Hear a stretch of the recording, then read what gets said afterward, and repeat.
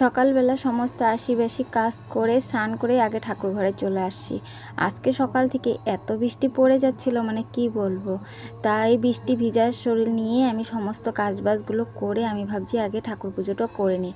ঠাকুর পুজো করে আমি আর সময় পাইনি, সিধা রান্নাঘরে চলে আসলাম। আর দেখো মাথা শ্যাম্পু করেছি, কিন্তু মাথা আমার পুরো ভিজে গেছিলো, তার জন্য শ্যাম্পু করে নিয়েছি, কিন্তু মাথাটা যে শুকাবো সেটারও সময় নেই।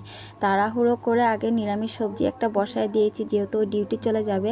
আর আজকে যেহেতু ছেলে স্কুলে যাবে না, তার জন্য ছেলের জন্য এত তাড়া নেই, কিন্তু তোমাদের দাদার জন্যই তাড়াহুড়া লাগছিলো, যেহেতু ওই আবার ডিউটি যাবে খাওয়া দাওয়া করে।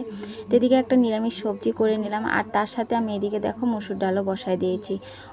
ওই তো খেয়ে দিয়ে চলে গেল, তারপর আমি রান্নাটা বসায় দিয়েছি। তো এদিকে দেখো ডালটা সিদ্ধ হতে হতে আমি ভাবছি একটা রুটি খেয়ে নিই, যেহেতু সকাল থেকে কিছুই খাওয়া হয়নি, খিদাও পেয়ে গেছিলো, তার জন্য মানে একটা রুটি খেয়ে নিলাম।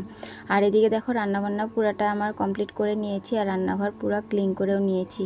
আজকে রান্নার মধ্যে ছিল মুসুর ডাল করেছিলাম পাতলা করে, আর তার সাথে আজকে লেবুটা এখনও বর্তমান আনা হয়নি, তোমাদের দাদা দুপুরবেলা ভাত খেতে যখন আসবে তখন লেবুটা নিয়ে আসবে। আর তার সাথে এই যে দেখো এখানে কাঁঠালের বীজ ভেজে রেখে দিয়েছি। আর সকালবেলাতে তোমাদের মানে করেছিলাম নিরামিষ সবজি, সেই সবজিটাই রয়ে গেছে। এই ছিল দুপুরের মেনু। তা তোমাদের আজকের মেনুতে কি কি আছে অবশ্যই জানাও। আর আজকে যেহেতু সব কিছু আমি নিরামিষই রান্না করেছি, আমরা আজকে বিকালবেলা একটু শিব পূজাতে যাব, মানে তোমাদের দাদারই ফ্রেন্ডের একটা মানে ঘরে শিব পূজা আছে, সেখানে যাব। তার জন্য আমরা ভাবলাম নিরামিষই রান্নাটা করি। তো এখন রাখি ভিডিওটা, আবার পরে দেখা।